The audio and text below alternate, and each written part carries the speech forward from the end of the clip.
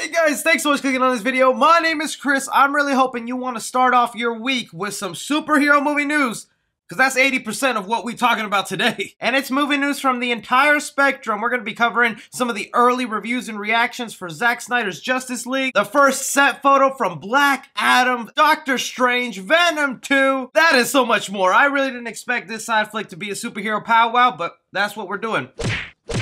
There you go. I guess we'll start off with the thing that's least connected to a superhero story, and that is good old Sonic the Hedgehog. Somewhere out there, if you smell the golden air, you can probably smell CGI Sonic himself, because the second Sonic movie has started production. That is what reports are going around and saying, that today production has started on Sonic Movie 2 over in Hawaii, where they're going to be filming some scenes, most likely using Hawaii as the actual homeworld island that Sonic is from. But really the interesting thing to note about this is, since Sonic Movie 2 has already started production, we have the cast already geared up to start filming whatever scenes they're doing at Hawaii and probably other places. I thought by this time when production started, we would have gotten the announcement for who would be voicing Knuckles in the Sonic sequel, because there have been heavy rumblings that Knuckles is part of this movie, to where Paramount has even offered the voice role to Jason Momoa. That was someone on the list that they were wanting to get. No word yet if he accepted the role. But since Paramount didn't go ahead and announce it, it looks like they might go ahead and keep this whole Knuckles introduction a big secret, or probably will not announce things until the first teaser trailer. But still, it's pretty cool just to know that the movie's actually in production, and that means we'll start to get more details coming out. Heck, maybe even some set photos here and there, even though I don't know what much we could see, since a lot of the characters we're mainly excited to see are basically invisible or just green screen blobs. Either way, I thought I'd bring that up. Sonic Movie 2, currently in production. We're getting it next year. Are you excited? Jumping to the early reactions of the Zack Snyder Justice League, it is finally time. This is not only the week that we get to see the Snyder Cut, something that fans have been talking about for years, finally coming to fruition. The public will be able to get to see this March 18th for you guys. I'll be watching it tonight, so I don't have my thoughts on it, but I'll definitely be posting my full review tomorrow morning. Until then, I definitely wanted to bring up some of the early reactions of people who already got to see it. Now, these are some of my fellow YouTubers in the space whose opinions I do trust, so let me go ahead and read what they've said while also giving you the channel name. If you want to check out their review, they'll be posting later today. We have one here by Manda who says, the Zack Snyder Justice League is everything we wanted and more. It is a fantastic comic book film. I laughed, I cried, and I was amazed at the level of incredible storytelling. Cyborg was truly the heart of the league. God bless Zack Snyder. It was everything. You have Ren Geekness over here saying, the difference is positively baffling. Story, characters, and plot all have meaning. Batman's guilt eating away at his soul gives the story weight. Ray Fisher's Cyborg arc is beautiful and compelling. Oh, and Superman? Oh my god, y'all ain't ready for Superman. And last but certainly not least, Austin Burke, my podcast host over on Film Strippers, whose opinion I do rely on because the man tells it like it is. We all assumed Zack Snyder's Justice League would be better, but I had no idea it would be this much better. Not only does it expand on every single character and moment, but this film has way more emotion, a drastically different and more fleshed out film with purpose, beyond epic. That right there only makes me that more upset I didn't get to see the movie early, but also hella pumps me up, because I saw a lot of Snyder Cut fans already prefacing and preparing themselves for like, oh, the critics are gonna hate this movie, guys, they're gonna bash it, but we still gotta love it. And flip of the script, it looks like most of the critics are absolutely loving this thing and are definitely calling it an improvement from the Justice League we got in 2017. That we could just burn and forget about, y'all. So this just leaves us with the question then, since it seems like the Zack Snyder's Justice League is definitely going to get the positive reception from fans, I think a lot of people are going to go ahead and see it and consider this their main Justice League film. What does that mean for the DC universe going on in the future? Because I just made a video this past weekend where AT&T and Warner Brothers went ahead and showcased us what their future movie and TV shows look like for the future, and it definitely didn't seem like it had anything to do with the Zack Snyder universe he's created. You also pair that up with Zack Snyder saying himself he doesn't feel like a continuation of his universe is possible because Warner Brothers sees the Joss Whedon version as canon and he's okay with that. I was a person who truly believed the Snyder Cut would never happen just because I didn't think the studio would do it, and now that they have, I think the sky's the limit to what could happen. Do I really think they'll go ahead and continue this universe and put it all on HBO Max? I'm not sure about that, because it was very costly and expensive, and I'm still curious to see how Warner Brothers plans to make back their money on something they only put on a streaming service when you should have put this in theaters the same way you're putting the rest of your Warner Brothers movies in theaters and on HBO Max at the same day. So throwing it off to you guys, one, do these early reviews make you excited for the Snyder Cut? Were you someone skeptical about it? And if it does turn out to be this huge epic success that fans go raging on about, do you think they could change the future slate of what Warner Brothers has planned? But I guess as we're talking some DC characters, let's stay on that train here and talk about some things happening with their upcoming movies. For one, we have a set photo for what it's looking like for the Black Adam movie and a hint to how they're bringing a character to life. So Black Adam is definitely one of the movies that they're currently working on. Heck, production has started on that. Dwayne Johnson is super excited to be playing Black Adam, and one of the characters that we know is part of this movie is Hackman, played by Aldous Hodge. And with this first set photo, we have an idea of how they plan to introduce in his character. It looks like for the Black Adam movie, what they're constructing right here is going to be the spaceship that Hackman uses to land on Earth and then join the Justice Society of America to fight Black Adam, who essentially is the villain of this movie. Now, the reason I say this is interesting is because a lot of people were getting all stirred up and angry when they saw that Hackman was going to be played by a man of color, because usually Hackman in his traditional comic storytelling comes from Egyptian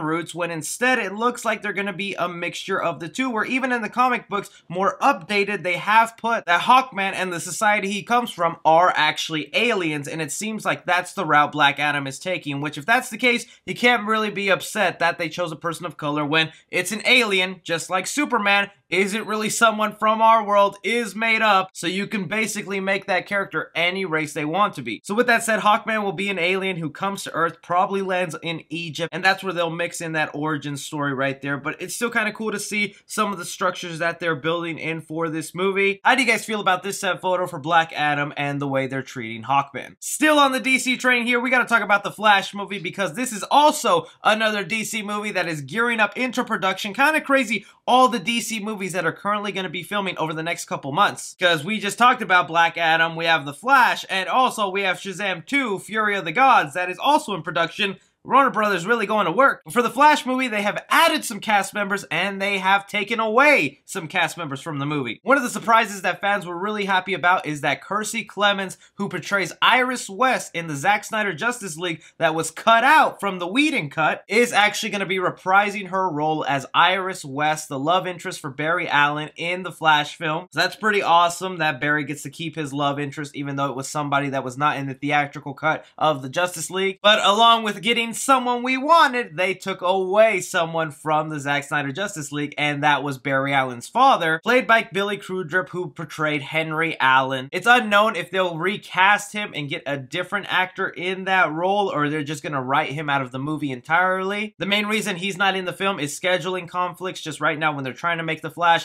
this actor is busy doing other projects. It's just something that they can't get around, which really sucks, because I feel like Henry Allen is going to be important to this story, since the main center focus of it is Barry traveling to a reality where his mother never died, and with his father being falsely accused of that crime. If you know the Flash origin story, he's kind of a character that I think we were going to see a lot of screen time in his own movie. But speaking of the Flash's mother, we got an actress that was just cast into the role. That's going to be played by Maribel Verdú, and she'll be portraying Barry Allen's mother, which this is the part I'm interested to see about the Flash movie, because they've already changed up the storyline that they are adapting in this movie, which is the Flashpoint Paradox, where Barry Allen travels to the past, saves his mother, makes sure she never died, and then when he gets back to his future, everything has changed for the worse. But in the Flash movie, they are changing that to where Barry Allen, instead of traveling through time, is traveling to multiple different realities. So I guess instead of changing the past, he's just going to a reality where his mother never died,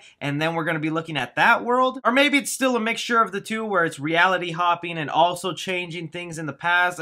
That's what I'm curious to see about this Flash movie. How do they handle it? How does Batman fit into it? How does Latina Supergirl come into all this? This movie better get pulled off well, because I want to see the Flash well done, not medium rare. How are you guys feeling about some of these casting choices for the Flash and the father being taken out of the cast? Another DC movie before we move on to the Marvel train of superhero news is, of course, the Batman. Now we have to celebrate right here, getting out the bubbly, doing our little shaky dance because the Batman, after a year of starting production, has finally finished filming. We know this because Matt Reeves, the director, went ahead and tweeted out a photo just kind of letting us know how times have changed, that production has finally stopped, and it's similar to the very first photo that we got of the set of the Batman, where it's that chair where we know one of the Riddler's victims was on, the title card for the Batman, and what seems to be another greeting card right there, but instead of being Halloween themed like the one we saw in the trailer, this one is more Valentine themed, kind of letting us know that Batman really takes his sweet time catching down the Riddler or whoever is doing this, which is very much like what happens with the Long Halloween storyline, where it's Batman who takes several months to catch this criminal. But other details have been coming out about it. One detail that's been floating around by some reporters online is that they're going ahead and saying that the Batman movie is set to portray the Bruce Wayne family, more specifically Thomas and Martha Wayne, as sort of criminals in this Batman film. That Batman's parents aren't these innocent people that he thought they were. They were corrupt business people, and they kind of led to a lot of the corruption in Gotham. And I have some conflicting thoughts. One, I do kind of believe this is the case, because even if you go back to the Batman trailer, there's a line that the Riddler says to Batman that makes it obvious he has something to do with the corruption in Gotham. You're part of this too. How am I part of it? You'll see. That right there lets me know, yeah, it's most likely connected to Batman's parents and that Wayne Enterprise is doing some shady work. They could be paying off and bribing a lot of the police officers in Gotham, or just making the city much worse in general. The only reason I'm conflicted on that is because I just always like the idea that Batman looked up to his father and looked up to his mother as them being the perfect people who were business people, but even though they were rich, they were trying to help out Gotham City the best they could with using some of their money to build railroad systems, give to the orphanage, to where if they were criminals, I guess that is another layer you can throw into the Batman character, where then he feels guilty that his family is responsible for what is going on in Gotham and that he has to fix all that. I guess if I even think deeper on about it, since his parents were killed even though they were bad guys, that could give Bruce Wayne another motive of like, look, I know my parents were criminals, but they didn't deserve to die, and that could be a motive for why this Batman would not want to kill, because he sees my parents were bad, but they didn't deserve to die. Just like other criminals in Gotham, you're bad, but you don't deserve to die. So it could really work one of two ways, but that's something interesting. I'm curious to see what people feel about, because it feels like they even did that in the Joker movie, where it seemed like the Bruce Wayne family was also bad there. So with the Batman wrapped, how do you feel about this final set photo and these details about the Waynes possibly being not these great people? Now getting to the Marvel Cinematic Universe here, talking about some Doctor Strange 2 Multiverse of Madness. Definitely one of the ones we're all really anticipating to see what that multiverse is going to be looking like, even paralleling a bit of what the Flash movie is going to be, with a lot of multiverse hopping. But aside from the multiverse hopping that we're going to see in this Doctor Strange movie, another detail that's been let out about the film is that Doctor Strange is set to get a makeover in this movie, where he will get a much more comic accurate outfit than the one he already has, which, if you ask me, I feel that's as comic accurate as you can get. When I did hear about this, I gotta admit, I flinched a little bit. I was like, really? They're gonna change his look? I feel he looks just fine, and how would they even explain that in the context of the story? It feels like the Sorcerer Supreme outfit is pretty set in stone, and I don't see why else you would have to change it. The business side of me understands that it's Marvel. They change outfits for every character in every movie just to be able to sell more Funko Pops, more toys, more merchandise, and Doctor Strange has showed up in a multitude of movies with that exact same outfit, so they've probably been itching to change that. The thing that really turned me around and made me go, oh, never mind, I want this new outfit, is Sam Raimi is the director of Doctor Strange 2, and need I remind you guys, Sam Raimi is responsible for giving us the best Spider-Man outfit on screen. I said it, and that is his Spider-Man outfit right there. So to me, it feels like Sam Raimi has really good taste when it comes to comic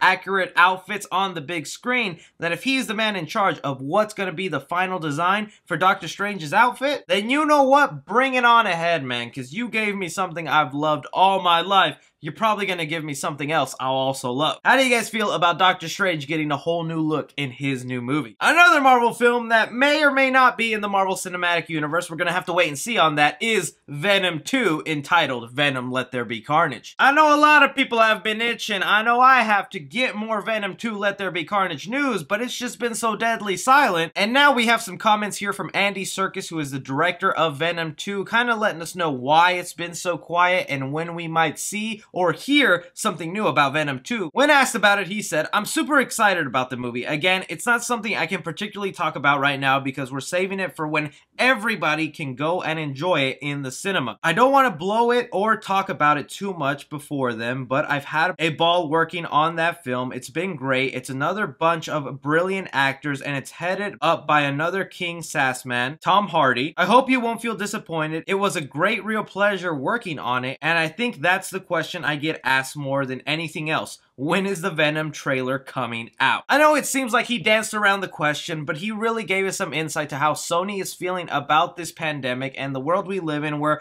they are just of the mindset that they are never going to want to do the whole straight to streaming or a combination release where it's also online and in theaters at the same time. Sony is solely of the mind that once theaters can go to full capacity, then we'll release marketing, then we'll release our movies.